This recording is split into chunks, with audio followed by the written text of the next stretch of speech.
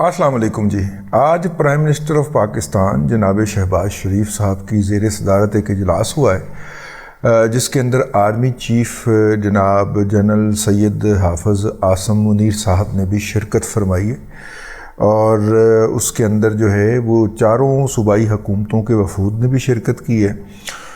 वो अलग बात है कि जो है वो बलूचिस्तान और जो फुटेज जारी की गई इस ख़बर की उसमें बलूचिस्तान और सिंध के लोगों की शक्ल नहीं, सिंध से एमकेएम के वो जो मिनिस्टर हैं उनका तो शक्ल नज़र आई।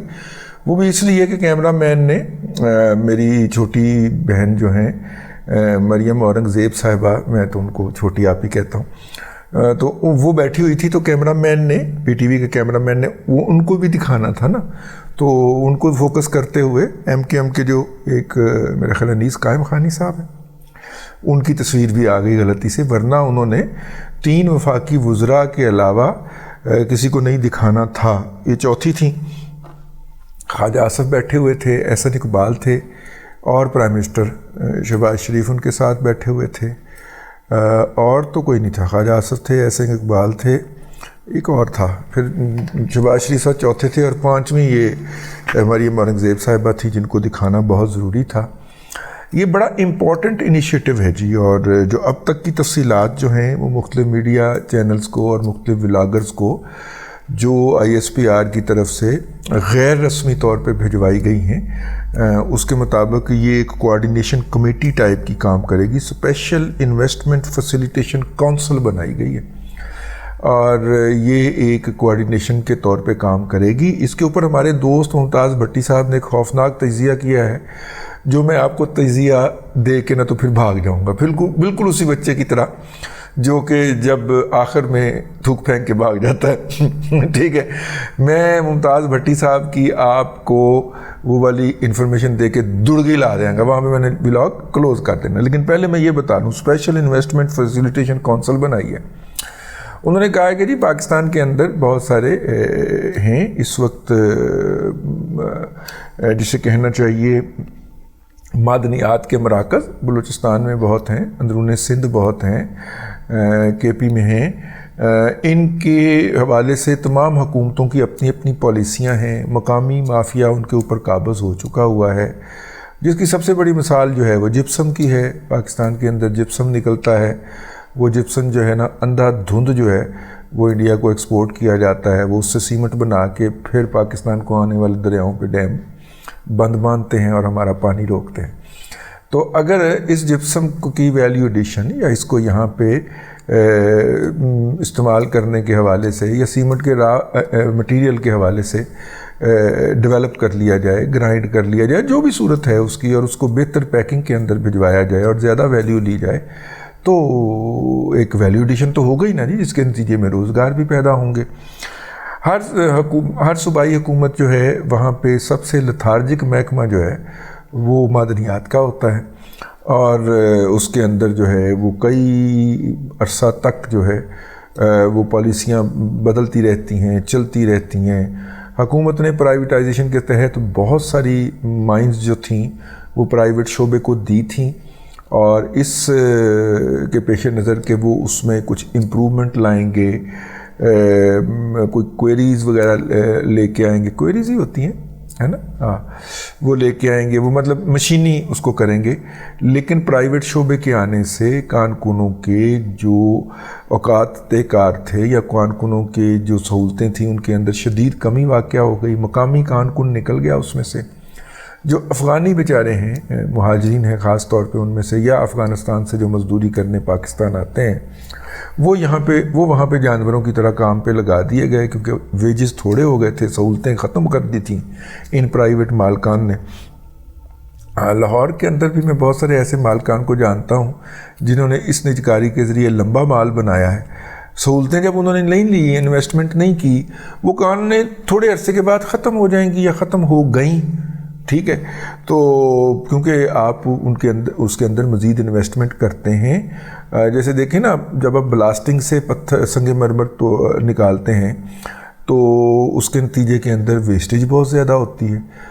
उसके नतीजे में अगर आप लेज़र से या वाटर कैनन से निकालें تو بہت بڑے بڑے ڈلے نکل آتے ہیں جن کے انٹرنیشنل بائر بھی ہوتے ہیں. یہ بلاسٹنگ والے کی تو لوکل مارکیٹ ہی پوری نہیں ہوتی نا, اوپر سے ٹائل بھی آ گئی ہے, تو اب سنگ مرمر تو اعلیٰ ذوق کے حامل لوگ ہی لگائیں گے نا. تو خیر وہ جو ہے مطلب کہ اللہ آپ کا بھلا کرے. یہ معدنیات ہمارے قیمتی پتھر ہیں, سنگ مرمر وغیرہ جو ہیں اس کی مختلف ورائٹیز ہیں, وہ آئیں گی اس کے اندر, اور پھر وہ صوبوں کے درمیان کوآرڈینیٹ کرنا. جب کوئی انویسٹر بولا چکا آ ہی جائے تو اس کو صوبائی حکومتیں اور وفاقی حکومتوں کے درمیان کوآرڈینیشن نہیں ہوتی, وہ مل کے اتنا ذلیل کرتے ہیں کہ وہ توبہ ہی کھاٹ لیتا ہے. اس کے علاوہ ہمارے جو خاص طور پہ ہمارے پختون بھائی جو باہر گئے ہوئے ہیں وہ اپنے رسپیکٹیو علاقوں کے اندر انویسٹمنٹ کرنا چاہتے ہیں, تو یہ بہترین ان کے لیے پریپوزیشن ہو سکتی ہے اور وہ کر سکتے ہیں. عمران خان صاحب کے دور کے اندر بھی بڑے بڑے ایم او یو سائن ہوئے تھے جس کے تحت کے پی کے اندر ایک ریفائنری لگنی تھی, کوئی 2-4 سوڈا ایش کے پلانٹ لگنے تھے, وہ سارے کے سارے ہوا ہو گئے. وہ آئے, انہوں نے تصویریں بنوائیں, وی آئی پی پروٹوکول لیے, واپس چلے گئے اپنے ممالک کو, دوبارہ مڑ کے نہیں آئے. اگرچہ ایک بہت بڑے جرنیل صاحب کے بارے میں جو کہ لطیفال کے اندر مقیم ہیں اور بہت سارے لوگوں کا خیال ہے کہ انہیں گھر کے اندر قید کر دیا گیا, حالانکہ ایسا نہیں ہے. ہمیں بتایا گیا ہے کہ سرکاری پروٹوکول کے تحت کوئی بندہ اہم پوزیشن سے ریٹائر ہو, جیسا کہ وہ ہوئے تھے, تو 2 سال تک کے لیے اسے اپنے ملنے کے لیے آنے والے جانے والوں کے حوالے سے رپورٹ کرنا ہوتا ہے اور اپنا شیڈول جو ہے وہ بتانا ہوتا ہے کہ میں کل اپنے علاقے سے کہاں پہ جا رہا ہوں. کچھ لوگوں نے کہا کہ جناب فیض حمید صاحب جو ہے وہ ملک بوستان کی کسی صاحبزادے یا صاحبزادی کی شادی میں پہنچے ہوئے تو وہ جا سکتے ہیں انڈیپینڈنٹلی, بس انہیں بتانا ہوتا ہے وہاں پہ ایک دفتر کے اندر نا کہ جی میں کل اس شادی میں شریک ہونے جا رہا ہوں. پابندی ان پہ کوئی نہیں ہوتی, لیکن ان کی جو ضروریات, ان کی جو مصروفیات رہی ہوتی ہیں, اس کے پیش نظر ان پہ ایک مانیٹرنگ ہلکا سا چیک رکھا جاتا ہے. جس طرح یہ شیڈول 4 کے لوگ نہیں ہوتے, کہا ان کو کچھ نہیں جاتا, ٹھیک ہے بس, لیکن وہ جیسے ہی وہ شہر چھوڑنے لگیں تو وہ اجازت لیتے ہیں کہ جناب ہم دوسرے شہر جانے لگے ہیں تو چلے جائیں. تو وہ والا سلسلہ جو ہے وہ ان کے اوپر ہے. اینی ہاؤ وہ بھی ایک کے پی کے اندر کوئی ریفائنری تھی, اس کے سی ای او لگ گئے تھے, وہ لمبی تنخواہ وہاں سے مل رہی تھی ان کو, لیکن اس ریفائنری کے اوپر وہ کام گراؤنڈ کے اوپر ہوتا سنا ہی نہیں دیا, ہمیں یہ بتایا گیا. خیر یہ جو ہوگی کونسل یہ کوآرڈینیٹ کرے گی, اس میں کچھ ریٹائرڈ فوجی حضرات بھی شامل ہوں گے, پتہ نہیں ان کو منرل کی کب ٹریننگ مل گئی تھی, لیکن بہرحال وہ شامل ہوں گے. اور اس کے علاوہ جو ہے کچھ سابق بیوروکریٹ اس کے اندر ہوں گے, کوئی ڈپلومیٹ ہوں گے. تو یوں یہ کوآرڈینیٹ کرے گی اس طرح کے بڑے پروجیکٹس کے لیے. ظاہر ہے جو ریکوڈک کا پروجیکٹ ہے اس کے اوپر تو $10 ارب کی ٹھکوا گئے ہیں. جناب قمر جاوید باجوہ صاحب پاکستان کو اچھا بھلا وہ مطلب کہ 50-60 کروڑ کے اندر ڈالر کے اندر معاملہ نپٹ رہا تھا, وہ بھی 20 سال میں ادا کرنے تھے. جنرل باجوہ صاحب نے اس کو ری نیگوشیٹ کیا اور $10 ارب بخش گئے اس کمپنی کو, یعنی کہ وہ کچھ 60 سے 70 ارب ڈالر اس پہلے مرحلے کے اندر اس سے سونا اور تانبا نکلنا ہے. تو پہلے وہ کمپنی اپنے پیسے پورے کرے گی, پھر آپ کو بھی کچھ دینا شروع کرے گی. ویسے بھی اس میں ڈیل جو ہوتی ہے وہ 70-30 کی ہوتی ہے, 70% کمپنی لے جاتی ہے, 30% مقامی حکومت کو یا حکومتوں کو ملتا ہے. تو وہ 30% بھی حکومت کو تب تک نہیں ملنا جب تک ان کا $10 ارب مکمل نہ ہو جائے. اکاؤنٹس ان کے پاکستان سے باہر ہوں گے تو ہم ان کو چیک نہیں کر سکیں گے جی ان کا $10 ارب کس طرح ہوا. ریکوڈک بھی سینڈک کی طرح گیا, سینڈک چائنیز کھا گئے, ٹھیک ہے, اور ریکوڈک جو ہے وہ ہم نے یہ کینیڈا والوں کے حوالے کر دیا ہے, اس سے بھی ہمیں ککھ نہیں لبنا.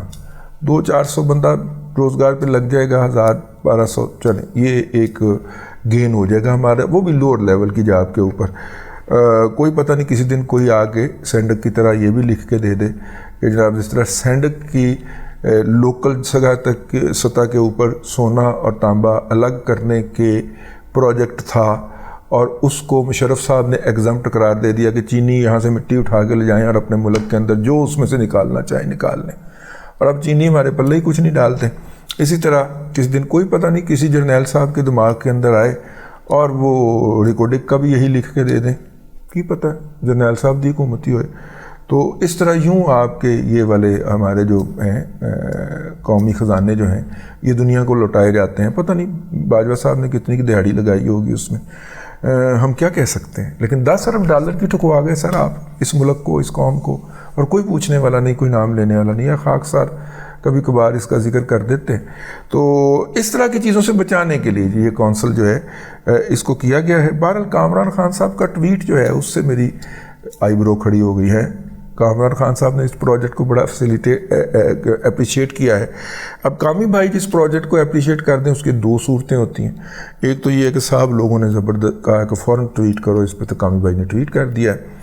اور دوسرا جو ہے وہ انصار عباسی صاحب نے بھی ولاگ کر دیا اس کے اوپر, اور بتا کے کیا ہے کہ جناب وہاں سے مجھے یہ انفارمیشن بھجوائی گئی اور میں آپ کی خدمت میں لے کے حاضر ہو گیا. تو ہم نے کہا کہ جناب ہم بھی یہ کر دیں. یہ اسپیشل انویسٹمنٹ فیسیلیٹیشن کونسل جو ہے یہ بہرحال ایک ہے جس کے ذریعے موجودہ آرمی قیادت کا یہ خیال ہے کہ وہ معیشت کی بحالی کی وہ شروع کر دے گی. میں اس سے ایگری کروں یا نہ کروں اس سے کیا فرق پڑتا, میری کیا اوقات ہے. لیکن ہمارے دوست محبی ایس تو بعد میں دوڑ لانی ہے. ممتاز بھٹی صاحب نے اس کے اوپر ایک لفظ کی, ایک فکرے کی ٹویٹ کر کے نا دریا کو کوزے میں بند کر دیا. انہوں نے کہا کہ اگر فوج جو ہے وہ معیشت بحال کر سکتی ہوتی تو جتنے محبت کے زمزمے پھوٹ رہے تھے اور جتنا محبت کا دودھ اس کی چھاتیوں میں اترا ہوا تھا عمران احمد خان نیازی کے لیے, تو پھر عمران خان کے دور کے اندر تو جی ڈی پی 300% تک گرو کرتا. تو اگر یہ کر سکتی ہوتی معیشت بحال, یا ان کے پاس کوئی قابل عمل حل ہوتے, تو تب تک تو یہ ہونا تھا. تو نہیں ہوا نا. تو اس لیے سر جو آپ کا کام ہے وہ آپ ضرور کریں, لیکن تھوڑا کام نہیں ہے گا. بس منہ چوں نکل گئی سر, تھوڑا کام نہیں ہے.